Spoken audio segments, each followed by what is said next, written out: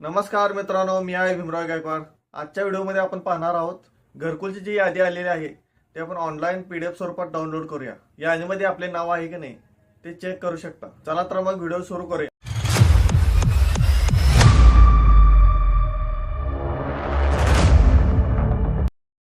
तर मित्रांनो, सर्वात प्रथम तुम्हाला वेबसाईट वरती यायचं आहे. प्रधानमंत्री आवास योजना ग्रामीण या वेबसाईटची लिंक आहे, ती तुम्हाला डिस्क्रिप्शन मध्ये दिलेली आहे. इथे आल्यानंतर तुम्हाला वरती मेनू आहे, या 3 रेषाचा जो बॉक्स आहे त्यावरती तुम्हाला क्लिक करायचा आहे. इथे या बॉक्स वरती क्लिक केल्यानंतर तुम्हाला ऑप्शन दिसेल आवाज सॉफ्ट. हा जो आवाज सॉफ्ट ऑप्शन आहे त्यावरती क्लिक करायचा आहे. आवाज सॉफ्ट या ऑप्शनवरती क्लिक केल्यानंतर तुम्ही रिपोर्ट या ऑप्शनवरती क्लिक करायचं आहे. रिपोर्ट वरती आल्यानंतर सर्वात खाली इथे यायचं आहे. खाली आल्यानंतर सोशल ऑडिट रिपोर्ट दिसेल. यामध्ये बेनिफिशरी डिटेल्स फॉर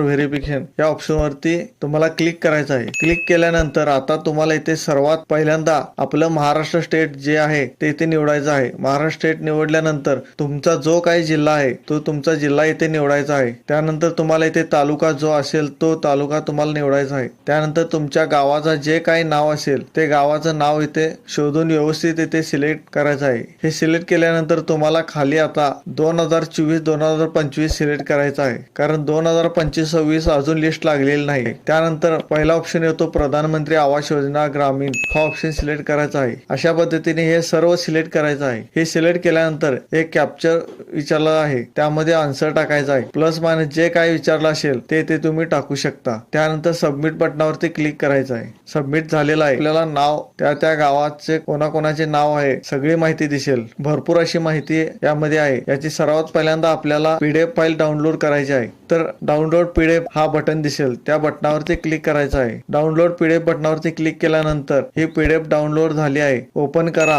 ओपन केल्यानंतर त्या लाभार्थ्याची नावं दिसतील, तसेच लाभार्थ्याला रजिस्ट्रेशन नंबर आहे तो तिथे आलेला दिसेल. त्यानंतर लाभार्थ्याला घर सँक्शन झालेलं आहे का नाही, घर मिळालेलं आहे का नाही, जर मिळालं असेल तर त्याला 1,20,000 अनुदान भेटेल. आता त्यामध्ये त्याला किती मिळालेलं आहे, काही जणांना 1,500 मिळाले, काही जणांना हळूहळू टप्प्याटप्प्याने मिळत आहे. घर सँक्शन झालेलं आहे का नाही सगळी माहिती दिसेल. ज्यांचं नाव आता लागलेले त्यांची तारीख सुद्धा दिसेल, कधी नाव लागलेलं आहे, कधी सँक्शन झालेलं आहे, तारखा सुद्धा तुम्हाला इथे पाहायला भेटतील. अशा पद्धतीने तुम्ही हे PDF स्वरूपात डाउनलोड करा आणि आपल्या गावातील जे काही नावं असतील ते इथे तुम्ही पाहू शकता. महत्त्वपूर्ण हा व्हिडिओ होता. आपल्या सर्व मित्रांना शेअर करा. धन्यवाद.